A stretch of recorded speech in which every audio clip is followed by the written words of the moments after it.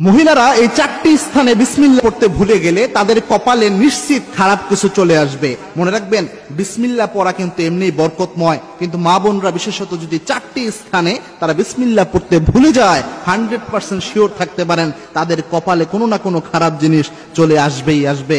বিসমিল্লাহ কিন্তু স্বাভাবিক কোনো আমল নয়। আল্লাহর হাবিব সাল্লাল্লাহু আলাইহি ওয়াসাল্লাম সকল ভালো কাজের শুরুতে বিশ্বনবী সাল্লাল্লাহু আলাইহি ওয়াসাল্লাম বিসমিল্লাহ লাগাতেন, এবং কি এই বিসমিল্লাহ সব জায়গায়ই পড়তে হয় ভালো কাজের শুরুতে।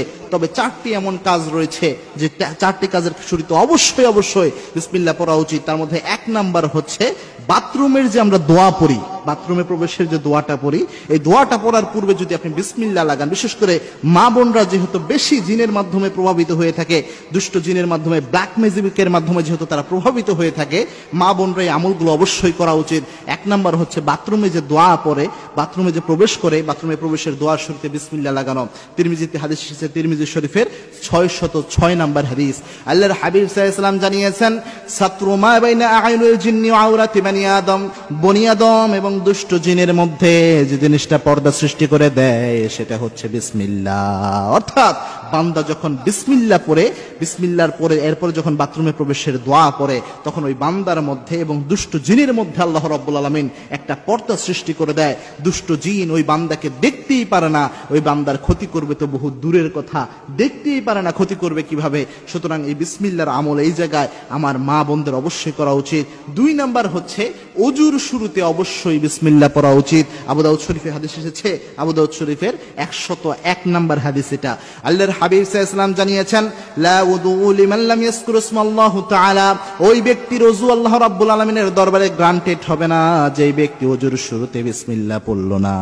যে ব্যক্তি ওযুর শুরুতে বিসমিল্লাহ পড়ে না, সেই ব্যক্তির ওযু আল্লাহ রাব্বুল আলামিনের কাছে গ্রান্টেড হবে না।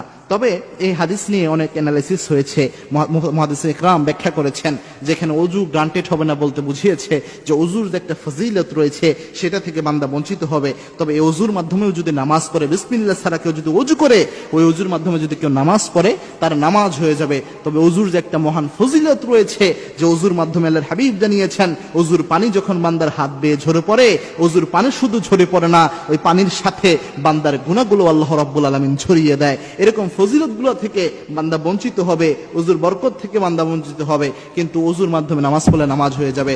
তিন নাম্বার যে জায়গাটায় অবশ্যই মা বোনদের বিসমিল্লাহ পড়া উচিত, সেটা হচ্ছে যে কোনো খাবার রান্না করার শুরুতে, যে কোনো তরকারি কাটার শুরুতে, অথবা খাবার ঢেকে রাখার সময়, এই সময়গুলোতে বিসমিল্লাহ পড়তে হয়। কেননা রাসূল সাল্লাল্লাহু আলাইহি ওয়াসাল্লাম জানিয়েছেন, যেই ঘরে খাবারের শুরুতে বিসমিল্লাহ পড়া হয় না, যেই ঘরে খাবার ঢেকে রাখা হয় না বিসমিল্লাহ বলে, ওই ঘরের মধ্যে দুষ্ট জিন বাসা বাঁধে, এবং দুষ্ট জিন বলে, এই ঘরে আমাদের রিজিকের ব্যবস্থা রয়েছে, তোমরা সবাই এখানে অবস্থান করো। চার নাম্বার হচ্ছে মাগরিবের আজানের সময় যদি বিসমিল্লাহি তাওয়াক্কালতু আলাল্লাহ বলে মা বোনরা ঘরের দরজা জানলা বন্ধ না করে, সেক্ষেত্রে তাদের একটা ক্ষতি হতে পারে, তাদের ঘরের উপর, তাদের বাচ্চাদের উপর এটার একটা মারাত্মক ক্ষতি হতে পারে। কেননা